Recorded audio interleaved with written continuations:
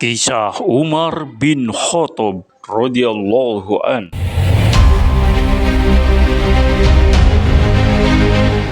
Assalamualaikum warahmatullahi wabarakatuh. Sahabat MZin yang berbahagia, selamat berjumpa kembali di channel MZin ini, yang mengungkap fakta dan sejarah dari kisah sang khalifah legendaris, Umar bin Khattab radhiyallahu anhu. Semoga sahabat MZin dalam keadaan sehat walafiat, tak kurang suatu apapun. Amin. Pada kisah sebelumnya disebutkan bahwa perang antara kaum muslimin dengan Persia telah berkecamuk di balik jembatan yang merupakan tempat yang dahulu pernah ditinggalkan orang-orang Persia. Di bawah pimpinan Abu Ubaid, pasukan kaum muslimin diperintahkan untuk menyeberang jembatan tersebut. Mereka pun menyeberang dari Marwahah tempat mereka bertahan ke Kus An-Natif, markas pasukan Persia. Pertempuran sengit selama beberapa waktu siang itu antara kedua pihak berlangsung maju dan mundur, kalah dan menang silih berganti. Bagaimanakah kisah selanjutnya? Mari kita simak bersama-sama dan jangan lupa untuk subscribe, like, dan komen. MZin juga mengucapkan banyak terima kasih bagi sahabat MZin yang telah melakukan subscribe, like dan komen di channel ini. Selamat mengikuti. Pembalasan Persia dan kekalahan pasukan muslimin. Hari itu Abu Ubaid bernafsu sekali ingin menang. Lebih-lebih lagi karena penolakannya atas saran-saran Salid bin Qais dan yang lain yang menasihatkan jangan menyeberangi sungai ke tempat musuh. Sekiranya kemenangan ada pihak di Persia dan ia sampai kalah menghadapi Persia, niscaya dia sendiri yang akan menanggung malu, dan malu ini akan melekat padanya seumur hidup. Karenanya ia gelisah selalu, dan setiap terjadi perubahan dalam pertempuran, keseimbangannya terganggu. Ia merasa gembira manakala setiap maju ia melihat pihak Persia mundur, tetapi kalau dilihatnya mereka maju ia dicekam perasaan takut mendapat malu lalu ia terjun maju untung-untungan. Ia merasa puas tatkala melihat pasukannya menjungkir balikan penumpang-penumpang pasukan gajah itu sehingga tak ada lagi orang yang akan menuntunnya. Tetapi tak jauh dari tempatnya itu ia melihat seekor gajah putih besar melenggang-lenggangkan belalainya ke kanan dan ke kiri sehingga dengan demikian mencerai-beraikan pasukan muslimin di sekitarnya, dan seolah dia pahlawan besar yang sudah tahu sasaran yang akan dihantamnya. Abu Ubaid yakin bahwa dengan membunuh gajah ini akan membuat semangat pasukan muslimin bangkit kembali dan pasukan Persia akan terpukul. Ia melangkah maju, belalai gajah itu ditebasnya dengan pedangnya. Merasakan pedihnya pukulan pedang, gajah itu berang sekali sambil menghampiri Abu Ubaid. Ditendangnya orang ini dengan kakinya dan setelah terhempas jatuh diinjaknya sambil berdiri di atas tubuh Abu Ubaid sampai ia menemui ajalnya. Abu Ubaid memang sudah berwasiat, kalau dia mati, kepemimpinan dipegang oleh 7 orang dari Banu Saqif, masyarakatnya sendiri, secara bergantian dengan menyebutkan nama-nama musibah yang menimpa pemimpinnya itu, dengan mengambil bendera menggantikannya ia berusaha menjauhkan gajah itu dari Abu Ubaid, ditariknya jenazahnya ke tempat pasukan muslimin dan dia kembali berusaha hendak membunuh gajah itu, tetapi seperti Abu Ubaid dia juga menemui ajalnya. Ketujuh orang Banu Saqif itu berturut-turut masing-masing memegang bendera dan berjuang terus sampai menemui ajalnya. Sejak itulah semangat mereka menjadi lemah. Banyak di antara mereka yang kembali ke jembatan, masing-masing mau menyelamatkan diri. Keberadaan mereka dengan pasukan itu kini sudah tak ada artinya lagi. Pemimpin mereka sudah tak ada, disiplin sudah rusak dan barisan mereka pun sudah kacau balau. Melihat keadaan begitu genting Musana maju merebut bendera itu. Ia sudah tidak ingin lagi bertempur dan mencari kemenangan sesudah musibah menimpa pasukan muslimin. Tetapi ia ingin menyusun kembali organisasinya lalu menyeberang sungai kembali ke Marwahah. Setelah itulah ia nanti akan menentukan langkah. Sementara ia sedang menyusun rencana akan kembali itu tiba-tiba Abdullah bin Marsad As-Saqafi merintangi perahu-perahu yang akan menyeberangi jembatan sambil berteriak sekuat-kuatnya, "Saudara-saudara, matilah seperti pemimpin-pemimpin kita, atau menang." Merasa ngeri melihat apa yang dilakukan oleh Ibn Marsad, mereka yang tidak sabar berlompatan terjun ke sungai, dan banyak di antara mereka yang tenggelam. Musana khawatir akan terjadi kekacauan. Ia berdiri sambil berseru dengan bendera di tangan. "Saudara-saudara, saya di belakangmu, menyeberanglah menurut cara-cara kalian dan jangan panik, tidak akan kami tinggalkan kalian sebelum kami melihat kalian sudah di seberang." Setelah Ibn Marsad dijemput dan dibawa ia mendapat pukulan sebagai hukuman. Kapal yang sudah pecah dihimpun dan dijadikan jembatan penyeberangan. Mereka mulai kembali ke tempat semula dengan menyeberanginya. Di belakang mereka Musanna terus bertempur. Ia dan pasukannya menghalang-halangi pasukan Persia. Dalam posisinya yang demikian itu Musanna terkena sasaran panah sehingga ia mengalami luka-luka dan meninggalkan sebuah lingkaran di baju besinya. Tetapi dia terus bertempur bersama Abu Zaid Etui An-Nasrani melindungi pasukan muslimin. Keberanian Khalid bin Qais tidak kurang dari Musanna. Dengan demikian pasukan muslimin yang masih ada dapat menyeberang ke Marwahah. Musanna tidak beranjak di tempatnya tanpa menghiraukan luka-luka yang dideritanya. Sesudah melihat rekan-rekannya semua menyeberang, baru ia sendiri bertolak di belakang mereka, dengan meninggalkan Khalid bin Qais yang gugur sebagai syahid. Darahnya bercampur aduk dengan tanah medan pertempuran yang telah mengubur ribuan pahlawan Islam. Adakah Bahman Jadweh lalu menyeberang sungai menyusul dan menggempur mereka habis-habisan sehingga segala pengaruh muslimin di bumi Irak terkikis habis? Ataukah dengan kemenangan telak ini sudah cukup buat dia dapat membanggakan diri di hadapan Rustum dan Boran serta semua orang Persia? Hal yang tak pernah diperoleh oleh panglima-panglima lain seperti dia? Musanna tidak akan lengah bahwa mungkin Bahman masih akan membuntutinya. Oleh karenanya, cepat-cepat ia dan pasukannya meluncur turun dari Marwahah ke Hirah, kemudian terus menyusur ke selatan menuju Ulais. Pengejarannya ini sudah diperhitungkannya 1000 kali. Mengapa tidak, mengingat dalam pertempuran itu anggota pasukan Muslimin sudah begitu banyak yang terbunuh, tenggelam di Furat dan 2000 orang lagi dari Madinah lari menyelamatkan diri. Tetapi mata Abu Ubaid yang sudah tertutup oleh kedudukan dan oleh besarnya jumlah orang, sehingga ia terdorong ingin menyeberangi sungai itu sampai akhirnya dia sendiri menemui ajalnya dan sekaligus menjerumuskan Muslimin ke dalam malapetaka, rupanya masih akan melindungi Musanna. Sementara masih dalam pertempuran itu Bahman mendapat berita bahwa pasukan Persia di Madain terpecah dua, sebagian berpihak kepada Rustum dan yang sebagian lagi di pihak Fairuzan menentang Rustum. Itu sebabnya ia dan pasukannya kembali ke ibu kota. Yang masih tinggal hanya Javan dan Mardan Shah dengan sejumlah kecil pasukan. Kedua pasukan inilah yang mengejar Musanna dengan anggapan bahwa mereka mampu menghadapinya. Mengenai berita-berita sekitar Persia oleh penduduk Ulais disampaikan kepada Musanna. Ia dan pasukannya disertai sejumlah besar penduduk Ulais segera bergerak, dan berhasil menawan Javan dan Mardan Shah. Mereka semua akhirnya dibunuh. Dengan demikian Javan menemui ajalnya sebagai akibat pengkhianatannya kepada Abu Ubaid ketika ditawan di Namari, ia pun dilindungi setelah meminta perlindungan kepada yang menawannya. Bahwa kemudian Javan berkhianat dan menyalahi janji dengan memerangi kembali pihak Muslimin, maka hukuman mati ini sungguh adil. Yang ikut menyaksikan perang jembatan memasuki Madinah ialah Abdullah bin Zaid. Umar melihatnya ketika ia memasuki masjid. "Ada apa, Abdullah?" tanya Umar kemudian. Abdullah melaporkan semua berita itu kepada Umar, tetapi Umar menerima berita itu dengan sikap tenang, tidak tampak sedih. Kemudian menyusul datang mereka yang lari dari medan pertempuran itu ke Madinah dengan kepala menekur karena rasa malu atas kekalahan yang mereka alami sampai mereka melarikan diri itu. Yang lain, yang juga lari, mereka turun ke lembah-lembah karena malu akan menemui keluarga, yang akan menganggap mereka pengecut. Melihat keadaan mereka Umar merasa kasihan. Ia berusaha menghibur dan membela mereka dari kritik dan kemarahan orang, dengan mengatakan, "Setiap muslim sudah dibebaskan dari sumpahnya kepadaku.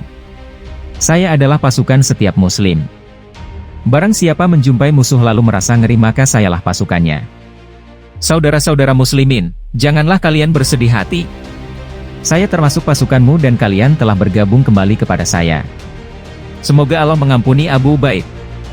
Sekiranya dia bergabung kepada saya niscaya sayalah pasukannya." Ketika itu Muadz penghafal Quran dari Banu Najjar termasuk yang melarikan diri ke Madinah dari pertempuran di jembatan itu. Dia menangis setiap membaca firman Allah ini, "Barang siapa berbalik ke belakang hari itu, kecuali untuk suatu muslihat perang atau mundur ke pasukan sendiri, ia akan mendapat kemurkaan Allah, dan tempatnya adalah neraka, tempat kembali yang terburuk." Untuk itu Umar berkata, "Muadz, janganlah menangis. Saya pasukan Anda mundur berarti kembali kepada saya." Sikap Umar terhadap mereka yang lari dan kembali ke Madinah sesudah mengalami kekalahan di jembatan, mengingatkan kita kepada sikap Rasulullah terhadap pasukan muslimin yang kembali dari ekspedisi Mu'tah setelah perwira-perwira mereka terbunuh. Khalid bin Walid mulai menyusun siasat perangnya dengan anggota pasukan yang masih ada, kemudian kembali ke Madinah tanpa dapat mengalahkan musuh.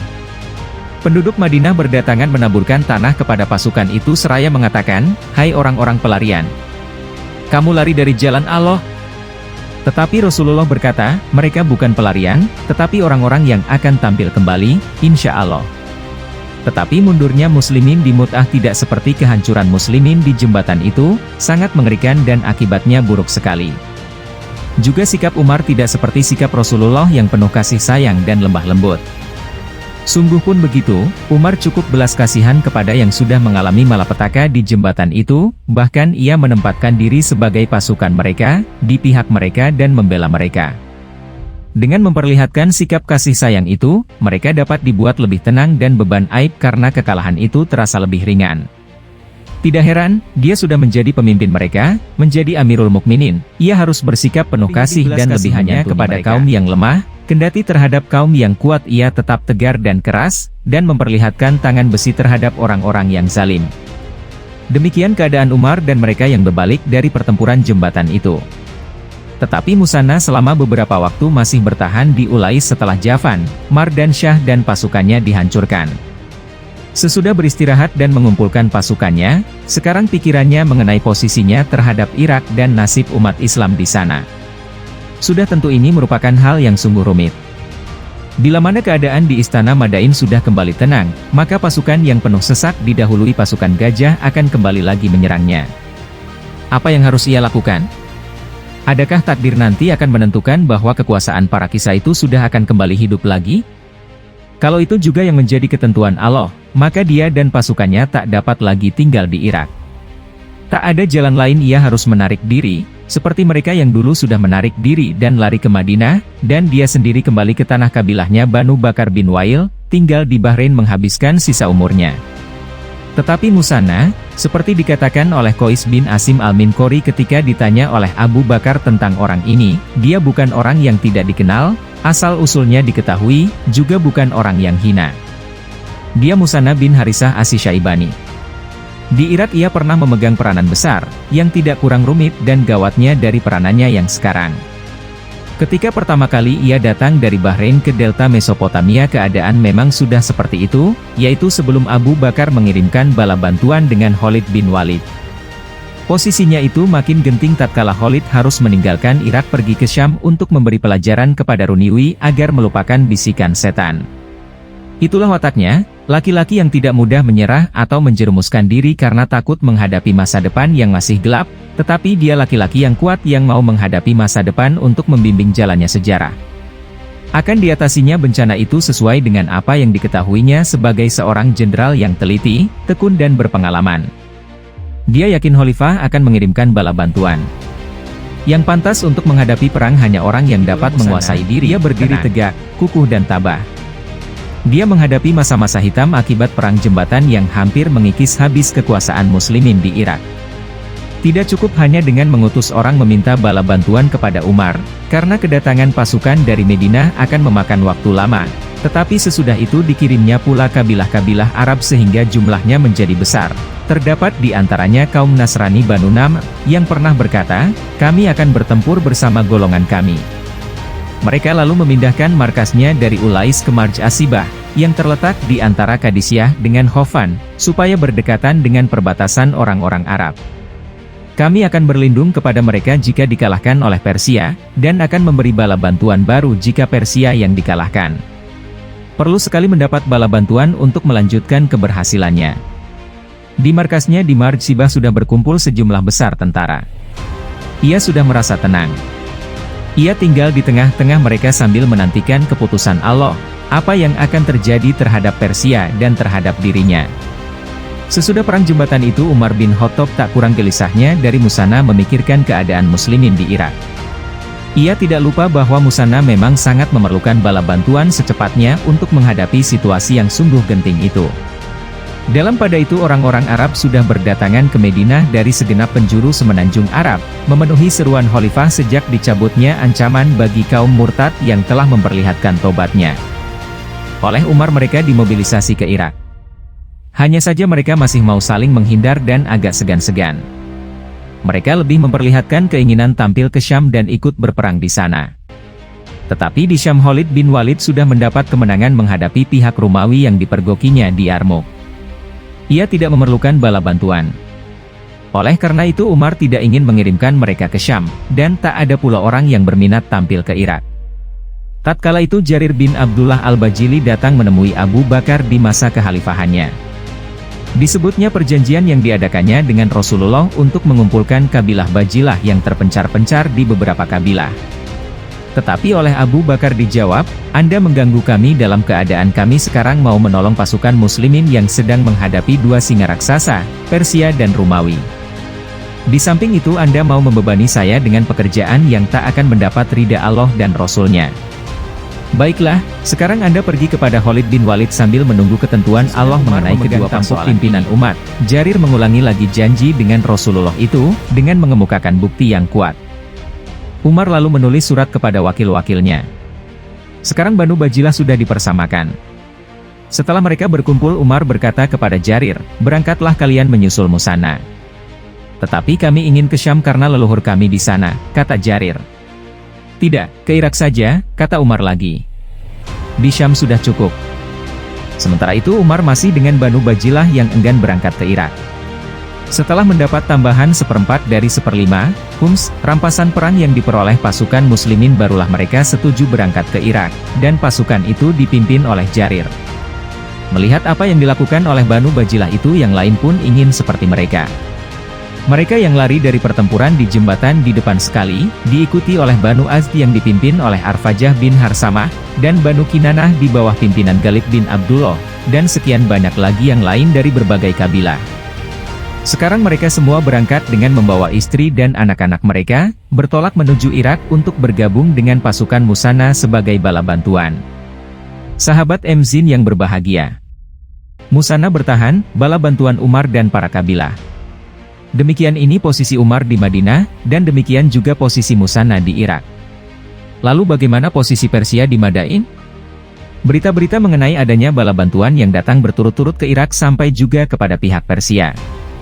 Mereka merasa takut juga sebab mereka menyadari bahaya yang sedang mengintai.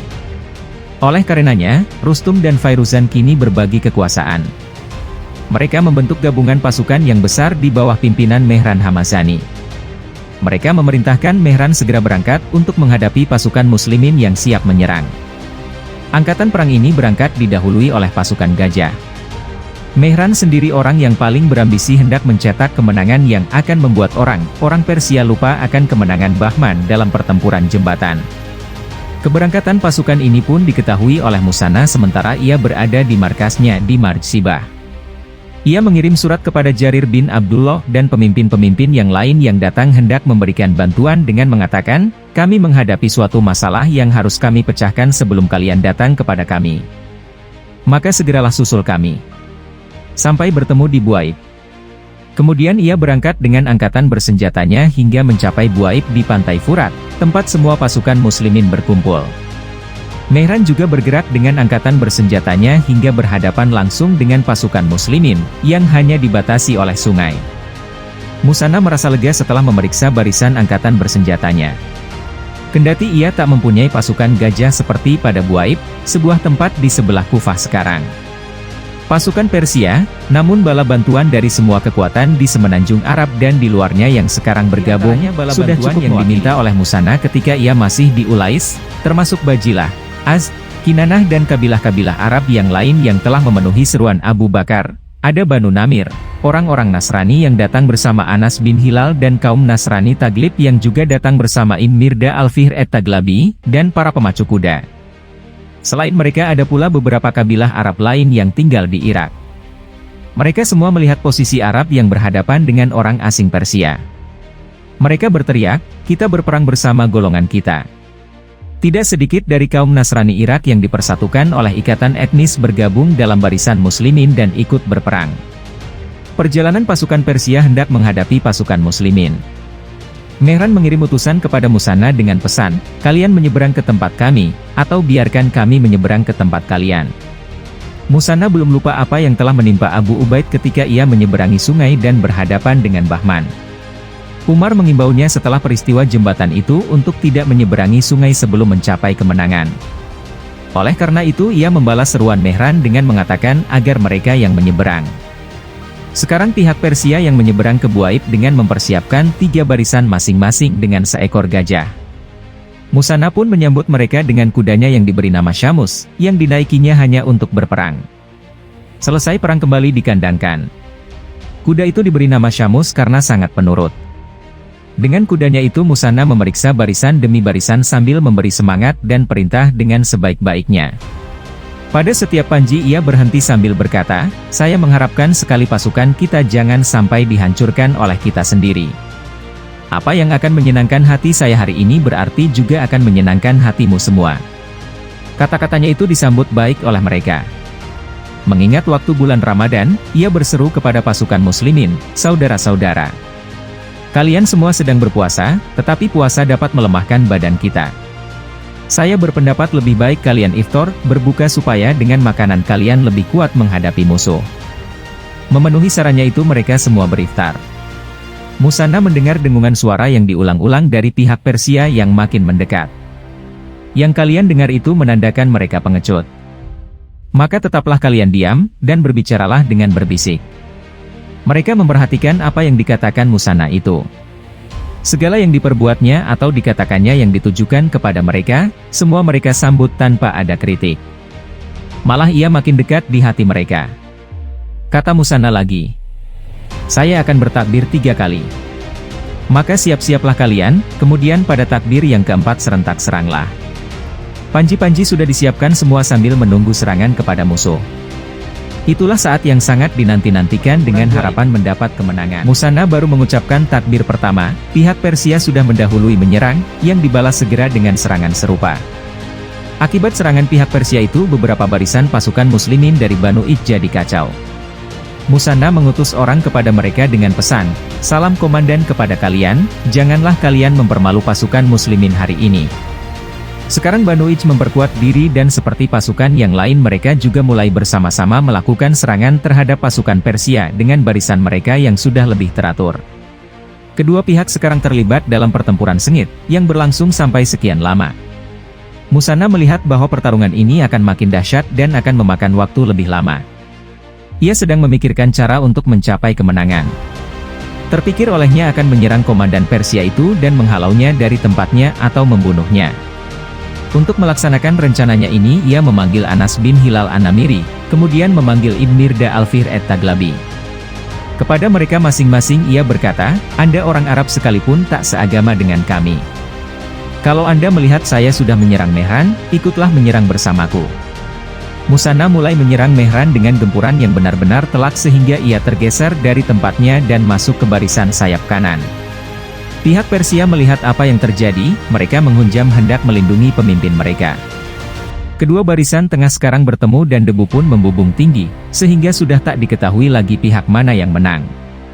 Ketika debu-debu itu terkuak selintas dan pasukan muslimin melihat barisan kanan Persia sudah mundur, mereka langsung digempur oleh barisan kanan dan barisan kiri. Mereka mengelak ke arah pinggir sungai hendak menyelamatkan diri. Dalam pada itu Musanna terus mengerahkan pasukannya dan mengutus orang kepada mereka dengan mengatakan, "Adat kalian seperti bunyi peribahasa, belalah agama Allah, Dia akan menolong kalian." Pasukan muslimin tambah bersemangat menggempur barisan musuh sampai ke pusatnya. Sahabat MZin yang berbahagia, simak terus kisah ini hingga tuntas.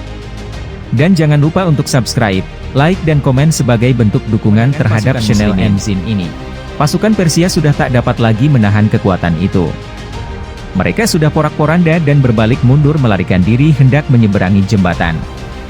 Melihat mereka sudah berantakan, demikian Musanna cepat-cepat mendahului mereka ke jembatan dan mereka dihalau kembali dari jembatan. Mereka makin kacau balau. Satu regu naik ke pantai sungai dan yang lain menggempur mereka. Barisan berkuda muslimin kini mengepung mereka yang sedang kacau dan ketika itulah mereka digempur habis-habisan. Demikian rupa pasukan Persia itu dalam ketakutan, sehingga seorang prajurit dari pasukan muslimin dapat membunuh beberapa orang dari mereka tanpa ada yang mampu balik membunuh, sehingga peristiwa di Buaib ini dinamai peristiwa puluhan, karena setiap satu orang dari 100 orang pasukan muslimin dapat membunuh 10 orang anggota pasukan Persia. Titik kelemahan musuh terus diikuti dan dihujani dengan pukulan-pukulan mematikan sampai malam. Paginya mereka terus dikejar lagi sampai malam. Oleh karena itu nyawa melayang di medan perang Buaid ini lebih banyak daripada di tempat manapun. Anggota pasukan Persia yang terbunuh sudah mencapai 100.000, mayatnya tergeletak di medan pertempuran sampai busuk dan hanya meninggalkan timbunan tulang belulang, sampai selama bertahun-tahun tanpa dikuburkan. Baru kemudian tertimbun oleh tanah setelah dibangunnya kota Kufah. Kemenangan pasukan muslimin di Buaid ini meyakinkan sekali. Kecintaan anggota pasukan muslimin yang serentak kepada Muzanna menjadi salah satu penyebab kemenangan itu, bahkan itulah penyebab utamanya. Mereka sudah menyaksikan ia terjun ke dalam pertempuran dengan gagah berani dan penuh keyakinan. Yang lain pun mengikutinya bertempur habis-habisan. Maka Allah telah memberi pertolongan kepada mereka. Mereka yang dulu pernah lari dari pertempuran jembatan, sekarang bertempur mati-matian tanpa pedulikan maut untuk menebus kekalahan yang dulu tercoreng dan mengatur barisan untuk menghadapi pertempuran. Dilihatnya ada yang maju keluar dari barisan hendak menyerbu pasukan Persia, tetapi oleh Muzanna ia diketuk dengan tombak sambil berkata, "Jangan meninggalkan tempatmu. Jika datang lawanmu di medan perang, bantulah kawanmu dan jangan mempertaruhkan diri." Orang itu menjawab, "Saya memang pantas untuk itu." Kemudian ia kembali ke tempatnya dalam barisan. Para perwira dan prajurit-prajurit yang lain memang mempunyai peranan luar biasa yang patut dibanggakan. Tatkala pertempuran sedang sengit-sengitnya, Mas'ud bin Harithah, saudara Muzanna, menyerbu ke tengah-tengah medan. Dia jatuh terkapar dan teman-temannya merasa sudah tak berdaya, sebelum pihak Persia dapat dikalahkan. Hal ini dilihatnya saat ia sudah dalam sekarat. "Saudara-saudara Bakar bin Wa'il," katanya, "angkatlah bendera kalian, semoga Allah mengangkat kalian. Kejatuhanku ini jangan sampai membuat kalian kehilangan semangat." Sebelum ia terkena itu ia pernah berkata kepada mereka, "Hati kalian jangan cemas hanya karena melihat saya sudah terkena sasaran. Tentara itu datang dan pergi. Pertahankanlah garis barisan kalian. Manfaatkanlah kemampuan mereka yang di belakang kalian." Juga Anas bin Hilal An-Namiri orang Nasrani itu, bertempur sampai ia menemui ajalnya. Seorang budak Nasrani Banu Taglab datang menyerang Mehran dan berhasil membunuhnya kemudian merampas kudanya. Ia lalu pergi sambil berdendang, "Saya budak Taglabi. Saya yang membunuh pemimpin Persia." Sesudah Muzanna dapat mengejar pasukan Persia di jembatan dan dapat mencegah mereka menyeberang, Arfajah bin Harsamah menggiring satu regu pasukan berkuda Persia sampai ke Furat. Setelah mereka merasa terjepit mereka mengadakan perlawanan dan menyerang Arfajah dan anak buahnya. Maka terjadilah lagi pertempuran sengit, tetapi berhasil mereka dilumpuhkan. Salah seorang dari mereka berkata kepada Arfajah, "Bawalah benderamu mundur ke belakang." Tetapi Arfajah menjawab, "Siapa yang paling berani dari kalian, majulah." Lalu diserangnya mereka, dan mereka lari ke arah Furat. Tetapi tak seorang pun yang sampai ke sana dalam keadaan hidup. Dari pihak muslimin yang luka-luka dan terbunuh juga tidak sedikit, termasuk dari Banu Namir, Banu Taglab dan dari kabilah-kabilah Arab yang lain di Irak. Sungguh pun begitu, kemenangan telah memahkotai mereka, dan nama-nama mereka tercatat kekal dalam sejarah. Dalam pandangan Tuhan mereka tetap hidup. Setelah pertempuran pun usai, Muzanna merangkul Mas'ud, saudaranya, dan Anas bin Hilal orang Nasrani itu dengan perasaan amat sedih, tanpa membedakan agama kedua orang itu. Pasukan muslimin yang gugur disalatkan oleh Muzanna, kemudian katanya, "Sungguh kesedihan saya terasa sudah lebih ringan karena mereka telah menyaksikan pertempuran Buaid. Mereka pemberani, sabar dan tabah, tak kenal putus asa dan tak pernah mundur."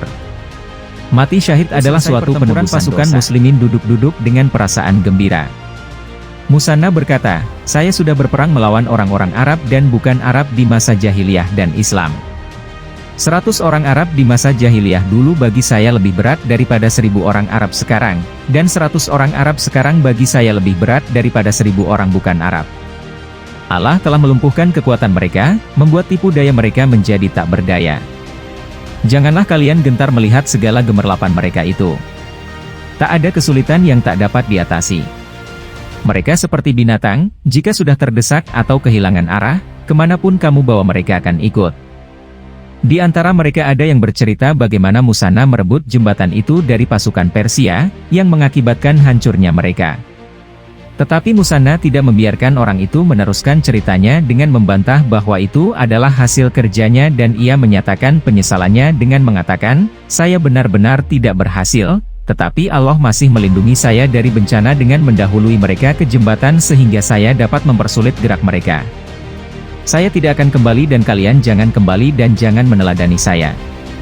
Saudara-saudara, itu adalah langkah saya yang salah. Tidak seharusnya orang mengganggu siapapun kecuali orang yang sudah tidak dapat menahan diri. Kata-kata yang keluar dari mulut seorang panglima yang menang perang besar ini telah menghapus arang yang tercoreng di kening pasukan muslimin karena peristiwa di jembatan itu, membuktikan tentang keberanian Musana dan keterus-terangannya memvonis dirinya sendiri, sama dengan keberaniannya memimpin pertempuran dahsyat dan menerjunkan diri ke dalamnya. Kalau dia seorang yang senang membangga-banggakan diri dan dimabuk pujian, tentu ia tak akan mengeluarkan kata-kata itu. Dia melihat pasukan Persia yang berbalik dari jembatan itu membunuhi pasukan muslimin dan mati-matian ingin membalas dendam. Ia merasa sedih sekali atas kematian beberapa orang prajuritnya, dan menyesali perbuatannya, dan barangkali sejauh apa yang berlaku karena tindakan musuhnya yang mati-matian sehingga kemenangan berbalik ke pihaknya. Di samping itu, ia berani menyatakan kesalahannya, supaya yang lain tidak mengalami seperti dia.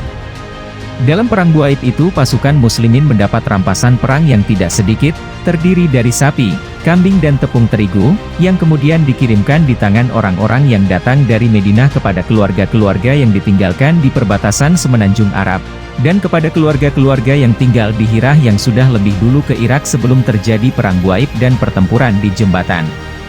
Perempuan-perempuan yang tinggal di perbatasan Semenanjung itu melihat kedatangan kafilah berkuda yang membawa perbekalan mereka kira ada serangan musuh. Di depan anak-anak mereka segera bersiap-siap dengan batu dan kepada para perwira dan anak buahnya.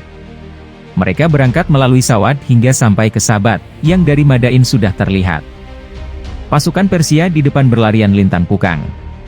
Pada gilirannya Musana pun berangkat mengadakan serangan ke Hanafis dan Anbar pada hari pasar kedua kota itu. Di kedua tempat ini pasukannya mendapat rampasan yang tidak sedikit pula.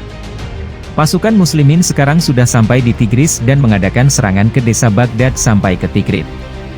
Setiap serangan itu mereka membunuh pasukan tentara, menawan keluarga mereka dan mengambil harta yang ada sehingga tak terhitung banyaknya. Dengan demikian barulah seluruh Irak mau tunduk sekali lagi. Hasil rampasan itu oleh Musana dibagi-bagikan, dan penduduk negeri lebih diutamakan daripada semua kabilah. Seperempatnya diberikan untuk daerah Bajilah sesuai dengan pesan Umar, dan yang 3/4 dikirimkan kepada Amirul Mukminin di Madinah. Keadaan di bawah Musana sekarang sudah stabil kembali seperti pada masa Khalid bin Walid. Kaum muslimin yang tersebar di Sawat Irak juga ikut menikmati hasil rampasan perang itu. Selama tinggal di Hirah yang dipikirkan Musana siapa saja dari anggota pasukan muslimin yang gugur dalam pertempuran sengit itu, serta cara-cara untuk memperkuat pasukannya dengan orang yang akan menggantikannya. Barangkali belum perlu meminta bala bantuan cepat-cepat. Pihak Persia sudah dalam ketakutan setelah malapetaka yang menimpa mereka di Buaib, sehingga ia membayangkan bahwa sesudah itu mereka tak akan mampu lagi mengadakan perlawanan. Malah akibatnya, perselisihan mereka di Madain akan makin keras, yang akan mengakibatkan pula berkecamuknya pemberontakan di seluruh Persia. Mereka akan makin lemah dan organisasi mereka pun akan goyang. Baik kita tinggalkan dulu Musana memikirkan posisinya yang sekarang, dan kita sendiri memikirkan tanda-tanda, indikasi, apa akibat yang dibawa oleh perang Buaib terhadap sejarah. Dalam perang ini terdapat beberapa tanda. Kita melihat kaum Nasrani Arab penduduk Irak berada dalam barisan muslimin, bersama-sama memerangi pasukan Persia, dengan semangat yang sama seperti semangat muslimin. Kita menyaksikan Musana berkata kepada Anas bin Hilal An-Namiri, "Anda orang Arab sekalipun tak seagama dengan kami. Kalau Anda melihat saya sudah menyerang Mehran, ikutlah menyerang bersama saya." Kemudian kata-kata yang sama dikatakannya juga kepada Mirda Al-Fihri dari Banu Taglib. Bukankah ini sudah memastikan bahwa perang di Irak itu bukan perang salib, juga bukan perang Islam, karena bukan dibangkitkan oleh agama, melainkan oleh keinginan orang-orang Arab membebaskan golongannya dari kekuasaan asing yang sudah berabad-abad menjajah mereka, dan supaya masyarakat Arab mempunyai kesatuan politik, bagaimanapun posisinya. Saya rasa soalnya memang sudah jelas, tak perlu diragukan lagi. Segala pertimbangan yang membangkitkan perang di Irak sama dengan di Syam. Bahwa perang itu untuk menyebarkan dalam pikiran Abu Bakar ataupun Umar. Pikiran yang ada pada mereka hanya supaya dakwah Islam bebas tanpa ada rintangan apapun.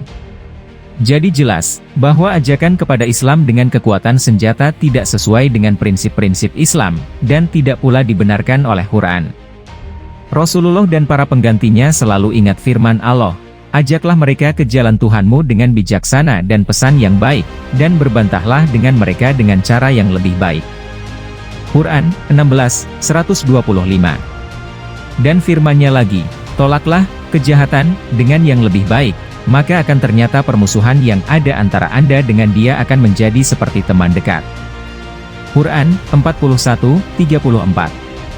Islam tersebar sejalan dengan meluasnya daerah-daerah yang dibebaskan, sebab penduduk daerah-daerah itu melihat dasar-dasar agama yang benar ini, maka mereka sangat mengagumi, sangat menghormatinya, lalu mereka pun menganutnya, kadang dengan pembuktian dan pemikiran, kadang dengan melihat orang-orang yang datang dengan segala cara yang menakjubkan dalam usaha pembebasan dan cara menjalankan kekuasaan. Kalau dengan alasan itu dapat dibenarkan mengaitkan tersebarnya Islam dengan perluasan daerah-daerah yang dibebaskan itu, maka tidaklah benar untuk mengatakan bahwa tujuan pembebasan itu untuk menyebarkan Islam dengan kekuatan pedang. Indikasi terjadinya Perang Buaid. Inilah beberapa indikasi terjadinya Perang Buaid. Juga ini merupakan suatu indikasi bahwa permusuhan Arab Persia itu sudah sampai di puncaknya dan sudah menghilangkan segala harapan akan ada perdamaian atau perletakan senjata. Perang Buaid itu terjadi sesudah pertempuran jembatan yang membuat pasukan muslimin mengalami kekalahan telak. Kebalikannya, kejadian di Buaid telah menghapus dampak kekalahan itu dan mengangkat martabat pasukan muslimin. Dalam hati pihak Persia timbul rasa takut, dan semangat mereka sangat menurun. Sungguh pun begitu, setelah pertempuran jembatan itu tidak terpikir oleh pasukan muslimin akan menyerah atau mengajak damai. Demikian juga setelah Perang Buaid tidak terpikir oleh pasukan Persia akan menyerah atau mengajak damai. Jadi tak ada jalan lain, perang harus berlanjut sehingga salah satu pihak ada yang menyerah tanpa syarat. Itu sebabnya tatkala trauma Perang Buaid hilang dari pihak Persia, kembali mereka berpikir-pikir tentang nasib apa yang akan menimpa mereka jika masih terus dalam perpecahan, masih terbagi-bagi. Terbayang oleh mereka bahwa pasukan Arab itu akan memasuki ibu kota kerajaan mereka, akan merobohkan semua benteng pertahanan mereka dan putra-putra Kisra akan tunduk di bawah kekuasaan musuh. Mereka mau bersatu menghadapi kaum penyerang dan mengusirnya dari bumi mereka. Tetapi bagaimana mereka akan bersatu sementara Rustum dan Fairuzan saling berebut kekuasaan, para pembesar dan para petinggi terbagi-bagi, yang satu mendukung satu kelompok, yang lain menjadi pendukung kelompok yang lain. Oleh karena itu para pemuka Persia menemui kedua pihak dengan mengingatkan akibat perselisihan itu akan menjerumuskan Persia ke dalam kehancuran. Sesudah Baghdad, Sabat dan Tikrit, kini hanya tinggal Madain. Mereka mengancam keduanya dengan mengatakan, kalian bersatu atau kami sendirilah yang akan bertindak, sebelum kita disoraki orang. Sekarang Rustum dan Fairuzan mengadakan perundingan dan meminta Boran menulis surat untuk mendatangkan istri-istri dan gundik-gundik Kisra. Setelah mereka datang, diketahui bahwa keturunan Kisra yang laki-laki sudah tak ada lagi selain Yazdegerd bin Syahriar bin Kisra. Dulu ibunya menyembunyikannya di tempat saudara-saudara ibunya ketika Syiri dulu membunuhi semua anak laki-laki keturunan ayahnya. Mereka datang membawa anak itu, yang ketika itu sudah berumur 21 tahun, sesudah kemudian mereka sepakat hendak mengangkatnya ke tahta kerajaan leluhurnya dan berlomba memberikan bantuan. Persia sekarang kembali tenang, dan mulai mengadakan persiapan baru untuk menuntut balas mengembalikan harga diri dan kehormatannya. Sudah tentu berita-berita mengenai Persia ini sampai juga kepada Musana. Ia gelisah karena yakin penduduk Sawat akan memberontak kepada pasukan muslimin bila mana pasukan Persia memasuki tempat-tempat mereka. Ditulisnya surat kepada Umar di Madinah melaporkan segala yang diketahuinya itu serta kemungkinan akan timbulnya pemberontakan. Tetapi surat itu terlambat sampai ke tangan Umar.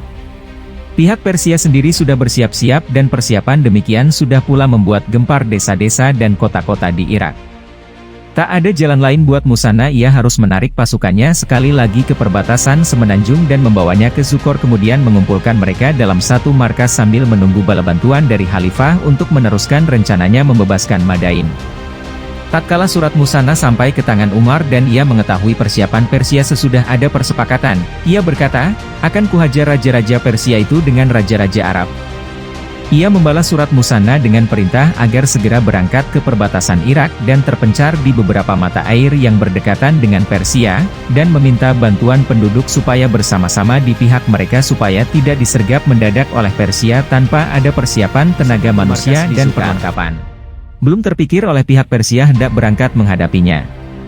Musanna tinggal di sana sampai kemudian datang Sa'd bin Abi Waqqas menyusul. Kedatangannya sebagai komandan pasukan yang disiapkan oleh Umar untuk menghadapi pasukan Persia. Tetapi Musanna tidak lama tinggal bersama Sa'd. Lukanya yang lama akibat pertempuran jembatan kambuh lagi, yang dideritanya terus sampai ia menemui ajalnya. Beberapa sumber menyebutkan bahwa Musanna meninggal di Zukar sebelum Sa'd tiba di Irak, dan bahwa ia meninggalkan wasiat untuk Sa'd, yang akan kita sebutkan nanti pada waktunya. Dengan meninggalnya Musanna, rasanya sudah menjadi kewajiban kita untuk menyudahi bab ini. Tetapi sebelum kita teruskan dengan peristiwa-peristiwa dalam arus yang begitu keras, mari kita berhenti sejenak di makam Panglima yang hebat ini untuk mengucapkan selamat jalan dan menempatkannya sebagaimana mestinya, sesuai dengan kenyataan. Kebesaran Musanna. Dalam perang dengan Persia, orang ini telah memikul beban muslimin yang begitu berat, yang belum ada orang lain melakukan hal seperti dia. Dialah muslim pertama yang pergi ke Delta Furat dan Tigris dan mengajak Abu Bakar untuk memikirkan pembebasan Irak. Kalau tidak karena kepergiannya ke sana dan sekaligus ia menyambung nyawanya di sana, niscaya tak terpikir oleh Khalifah untuk menghadapi Persia. Bersama dengan Khalid bin Walid tidak sedikit daerah pinggiran Irak yang sudah dibebaskannya. Kalau tidak karena keberanian Musanna dan pandangannya yang bijaksana di samping kepiawaiannya memimpin pasukan, tentu Khalid belum akan dapat pergi ke Syam dan membuktikan kemampuannya menghadapi Persia. Sesudah itu Abu Bakar dulu berpesan kepada Umar untuk memobilisasi orang bersama Musanna. Wajar sekali bila mana Musanna yang akan memimpin angkatan bersenjata ke Irak untuk memberi pertolongan kepadanya. Dialah yang mengetahui seluk-beluknya dan memasuki daerah-daerah itu. Dalam hal ini yang mempunyai keberanian yang tak dipunyai oleh yang lain. Sekiranya Abu Bakar masih hidup niscaya ia tak akan menyerahkan pimpinan itu kepada yang lain. Hanya Umar yang kemudian menyerahkannya kepada Abu Ubaid karena ia orang yang pertama mencalonkan diri dan karena dari Banu Saqif di Hijaz, sedang Musanna dari Banu Bakar bin Wa'il. Marahkah Musanna karenanya atau terluka perasaannya karena Umar telah meninggalkan pesan Abu Bakar mengenai dirinya? Tidak. Pikirannya lebih tinggi daripada sekadar memikirkan hal-hal serupa itu. Orang-orang Hijaz memang sangat fanatik terhadap orang-orang sedaerahnya, maka lalu Abu Ubaid yang diberangkatkan ke Irak dan dia sendiri berada di bawah Ubaid mendapat kemenangan di Namari, dan sesudah dia dan anak buahnya terbunuh dalam pertempuran di jembatan, dia pula yang mengambil alih memegang bendera dan menarik pasukannya ke Ulais, sambil menunggu datangnya bala bantuan, dan dalam perang Buaib dia memimpin pertempuran begitu piawai, yang mengingatkan orang pada peranan Khalid bin Walid dalam menghadapi pertempuran-pertempuran besarnya. Umar mengangkat Abu Ubaid menjadi atasan Musanna merupakan salah satu langkah pertamanya yang sudah diputuskan oleh Amirul Mukminin dalam menyusun sistem kepangkatan di kalangan muslimin. Kiranya Umar dapat dimaafkan dengan langkahnya itu mengingat Abu Ubaid adalah orang pertama yang maju mencalonkan diri sementara yang lain masih menolak. Tetapi kenyataannya langkah itu memang sesuai dengan pemikiran Umar.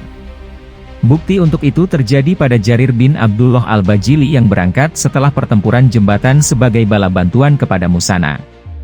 Setelah diketahui ia berada tak jauh dari posisinya, ditulisnya surat agar ia datang menghadapnya sebab ia dikirim sebagai bala bantuan kepadanya.